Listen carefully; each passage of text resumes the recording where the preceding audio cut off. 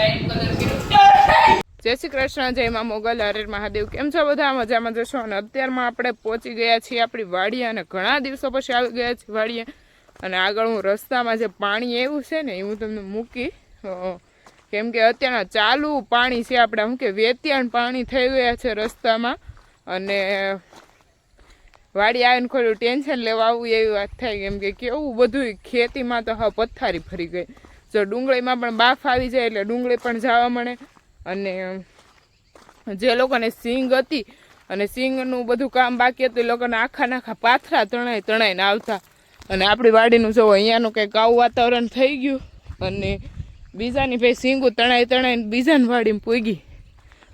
આપણે સિંગનું કામ તો થઈ જ ગયું હતું, એ તો તમને લોકોને ખ્યાલ જ છે. પણ આપણે કપાસનું કામ રહી ગયું હતું. તો કપાસમાં અત્યારમાં જે હતો ને એની અંદર એ કપાસિયા ઉગવા માંડ્યા અને કપાસનું પૂરું થઈ ગયું. હવે જે આપણા નસીબમાં છે એ થશે. અને વેધર તો હજી કંઈક આ વરસાદ આવે ને એવું જ છે. હવે આપણે ભગવાનને કંઈક ખમૈયા કરો. તૈયાર થઈ ગયો ફૂલ પાણીના લીધે. જોવો તમે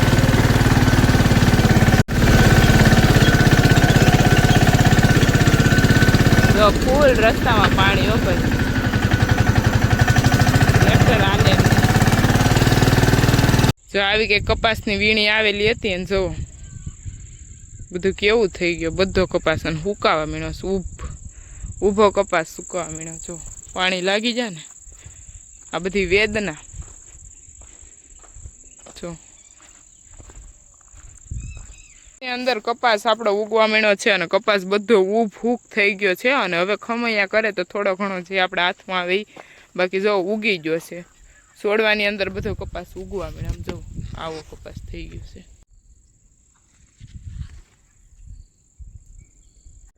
તો આ વરસાદના માવઠાને લીધે બધાને દિવાળીમાં ખુશી આવે.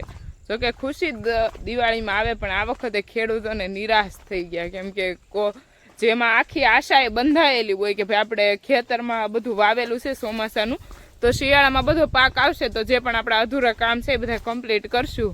પણ ઓલા કે ને ઈશ્વર અને સમય ધારે તે કરે.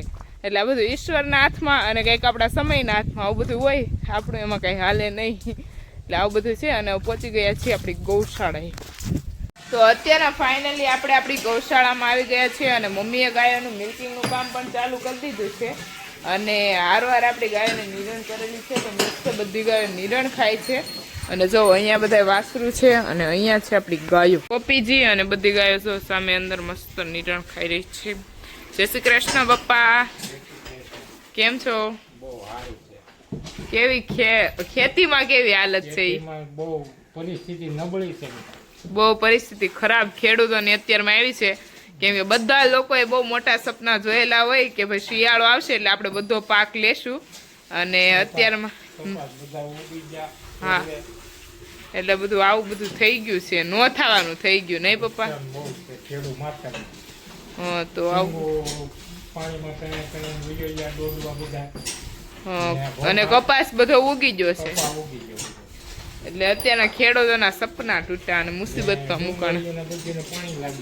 એટલે બાફ આવી ગયો કેવાય ને, જમીન બરોબર થઈ ગયો એટલે ખરાબ થઈ જાય. બાફ લાગી ગયો બાફ. આપણા કપાસમાં આવી ગયા છે. અને કપાસના તમે હાલ એક વખત જોવો. કેમ કે અત્યારમાં કે આપણે તો 10 થી 15 વીઘાનો કપાસ હતો. બાકી બધા લોકોને 30-35 વીઘા, કોકને 50 વીઘા, એ લોકોને બધાને અત્યારમાં ખેડૂતોને ફૂલ નુકસાની છે. અને કેવું કે સરકાર થોડુંક ધ્યાન દે ને તો ખેડૂતોને એટલી બધી હાલત ખરાબ ન થાય. કેમ કે અત્યારમાં શિયાળો હોય ત્યારે જ પાક બધો આવતો હોય ત્યારે ઘણા સપના ખેડૂતોએ જોયેલા હોય કે ભાઈ આપણે શરૂઆત જ્યારે ચોમાસાની થાય ત્યારથી લઈને અત્યાર સુધીમાં ઘણા સપના હોય કે આપણે ભાઈ શિયાળાએ આ પાક થશે, આપણે કંઈક નવીન કરશું. પણ જે સપના આજે હરેક ખેડૂતનું સપનું તૂટી ગયું છે. કેમ કે કપાસ આવી રીતના ઉગી ગયો. તમે જોવો એક વખત હાલત. અને આ પાછા વેપારીઓ આ કપાસ તો ખરીદવા તો નથી. તો અત્યારમાં આમ ગણીને તો ખેડૂતની કંઈક હાલત એકદમ ખરાબ છે. તમને શબ્દોમાં વર્ણી ન કે ને એવી હાલત થઈ ગઈ છે ખેડૂતોને.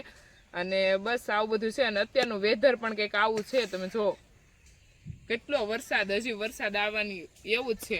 અને અમે તો સિંગ લઈ લીધેલી હતી પણ અહીંયા મમ્મી ને પપ્પા ગૌશાળા હતા ને તો આખા જે મેં તમને આગળ બતાવ્યો ને રસ્તો, એ રસ્તામાં આખા પાથરા જાતા સિંગના. બધા ખેંચેલી હોય. ખેડૂતોને હજી સિંગ કાઢવાની પણ બાકી હતી હલરથી.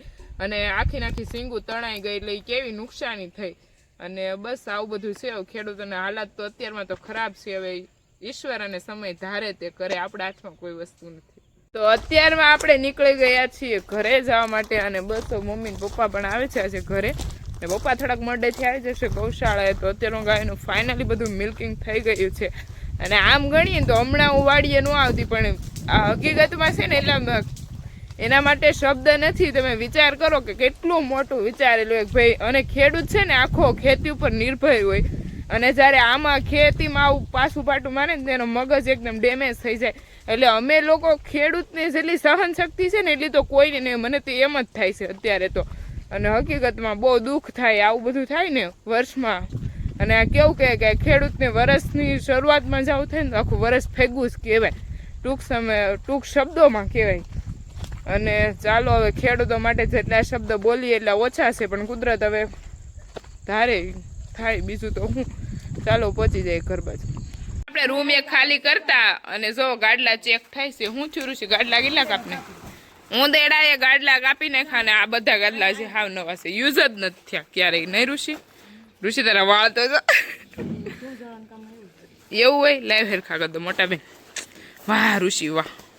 તો અત્યારમાં જો સાફ સફાઈનું કામ ચાલુ છે ને આપણે ગાડલા તપી દીધા છે. આવી તડકી કંઈક નીકળી ગઈ છે અત્યારમાં શોરોથી અને પછી પાછા પેક કરી દેશું. ફાઇનલી આપણે બધો સામાન કાઢી અને રૂમને આખી કરી દીધી છે ખાલી. અને હવે આમાં અડધો સામાન જ રાખવાનો છે. બેડ આપણે ઓલી રૂમમાં ફેરી લીધો અને આ રૂમ થઈ ગઈ છે ખાલી. અને હવે પછી આપણે આ કામ કમ્પ્લીટ કરી અને પછી હું કામ કરીને હું તમને કહીશ આગળ બતાવીશ. જોઈ શકો છો તમે, ફિનિશિંગ સાથે કરજો કલર ભાઈ, અને ધીમે ધીમે ઉઘડે લગાડ્યા પછી અને આવી રીતના એક કલર થાય છે.